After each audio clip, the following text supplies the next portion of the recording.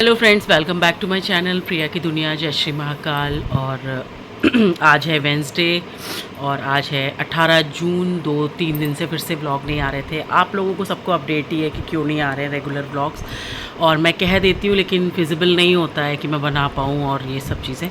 तो बस, और मम्मा की तबीयत कैसी है, सबसे मेन बात आती है इस बात पे। मतलब यही अपडेट मुझे देना था कि उनकी तबीयत थोड़ी सी बेटर है, मैं बहुत ज़्यादा नहीं कहूँगी।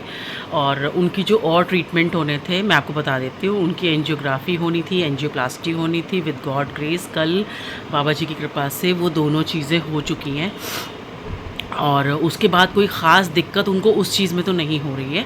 लेकिन ये है कि अब उनको थोड़ा सा मतलब वीकनेस बहुत ज़्यादा है।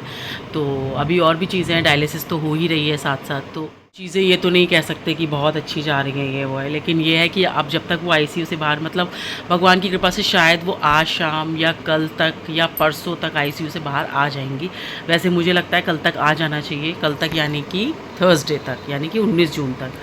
तो अगर वो मतलब आ जाती हैं बाहर तो बहुत अच्छा होगा, क्योंकि अब वो भी बहुत ज़्यादा, मतलब मैंने जो फ़ील किया उनसे मिलके, मतलब अब उनको भी ना उलझन हो रही है। और किसी को भी हो गया, आप सोच के देखो। हमें, अब मैं अभी 2 दिन से फ़ीवर में हूँ, और कल तो मुझे इतनी तेज़ फ़ीवर हो गया था, मतलब मुझे एकदम जैसे कहते हैं ना, एकदम वो अजीब सा हो रहा था मेरे। ये सब आप देख सकते हो कैसे अजीब सा होने लगे, सूखने लगे। और रात तो मेरा ये सब ऐसे चोक हो गया था, और सांस लेने में इतनी दिक्कत हो रही थी। फ़ीवर अलग हो रहा है, आंखें रेड हो रही थी, मतलब और पानी आ रहा था बार बार आंखों से। तो वो ज़्यादा वाले फ़ीवर में ही हो। और अभी बज रहा है 12:30 बज रहा है। वैष्णवी को बस नहला के ही आवाज़ आ गई थी, भीग गई मैं भी।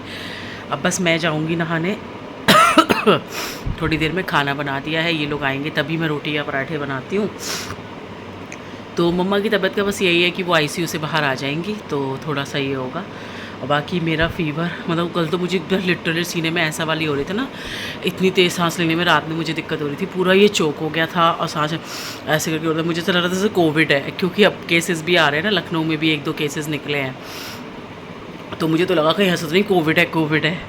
लेकिन मैंने सुबह उठते ही, क्योंकि देखिए खुद ही ध्यान रखना होता है, तो मैंने अभी गुनगुने पानी में नींबू निचोड़ के, ऐसे कोविड में करते थे, मैंने वो कर लिया। क्योंकि मुझे इस तरह से फ़ील नहीं हुआ कभी। जो बताऊँ आप लोगों को कि मुझे ये फ़ीवर और ये चीज़ें थोड़ा मतलब टच वुड कम ही होती हैं। और मतलब तो मेरे को क्या होता है ना कि जब होता है तो मैं 1-2 दिन ऐसे ही रखती हूँ। अब मैंने परसों दवाई नहीं ली थी, मैंने सोचा था कि ऐसे ही होगा, एक्सर्शन हो रहा है वाह ये वो, मैं तो क्या ही भाग दौड़ कर रही हूँ खैर।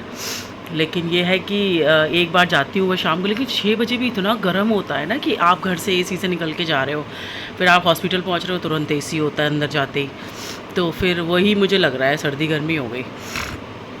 और कफ है थोड़ा, लेकिन मुझे सबसे ज़्यादा दिक्कत हो रही है वो सांस लेने में हो रही है। पूरा ऐसे करके ले रही हूँ ना, तब भी थोड़ा सा जैसे अजीब सी दर्द सा फील कर रही हूँ चेस्ट में। तो कोई नहीं, मैंने बस दवाई जो मैं लेती हूँ वो ले ली थी, अभी मैंने डॉक्टर को नहीं दिखाया है। अगर मेरे आज शाम को फिर से चढ़ता है बुखार, मुझे सुबह से अभी नहीं लिए मैंने। अभी मैंने नाश्ता कर लिया था गुनगुने पानी में नींबू डाल के, और ये सब कुछ मैं ज़्यादा कर रही हूँ, देसी इलाज टाइप का।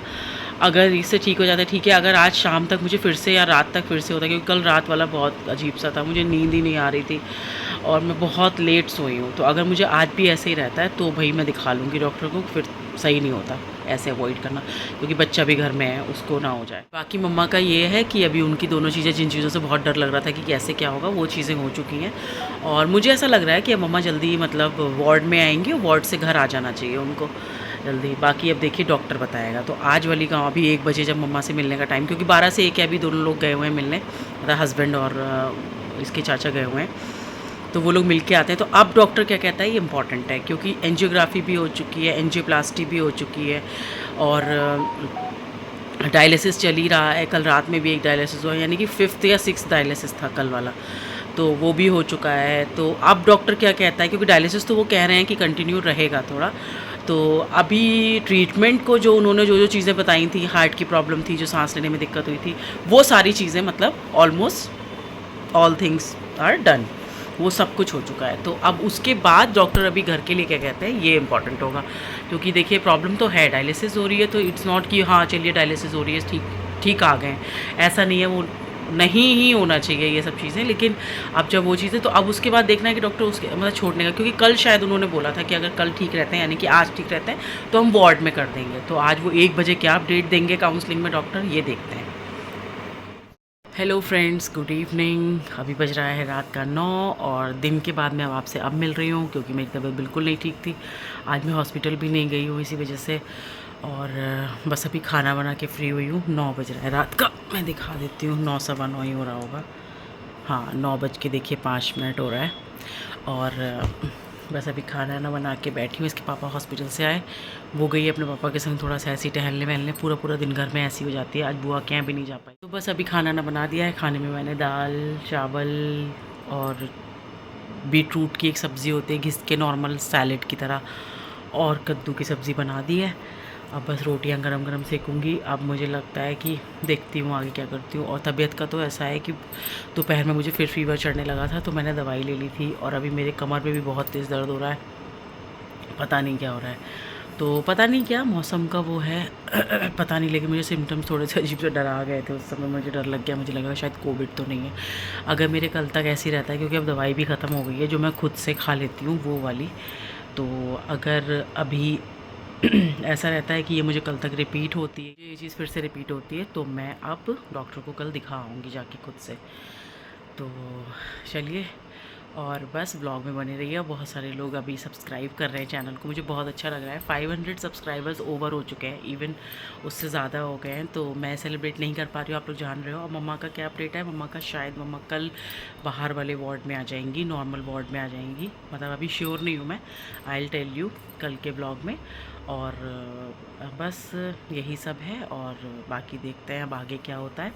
ब्लॉग में डालती रहूँगी कुछ ना कुछ अब डेली। थोड़ा सा मुझे अभी अच्छा लग रहा था, तो मैंने कहा चलिए ब्लॉग को एंड कर देती हूँ। दिन में फिर कुछ ऐसा था ही नहीं, मैं आज हॉस्पिटल भी नहीं गई क्योंकि तबीयत नहीं ठीक थी मेरी। तो चलिए कल मिलते हैं नए ब्लॉग में। तब तक चैनल को प्लीज़ सब्सक्राइब करिए, लाइक करिए, कमेंट करिए, बेल आइकन को दबाना बिल्कुल मत भूलिए। मिलते रहिए डेली नए नए ब्लॉग्स के साथ।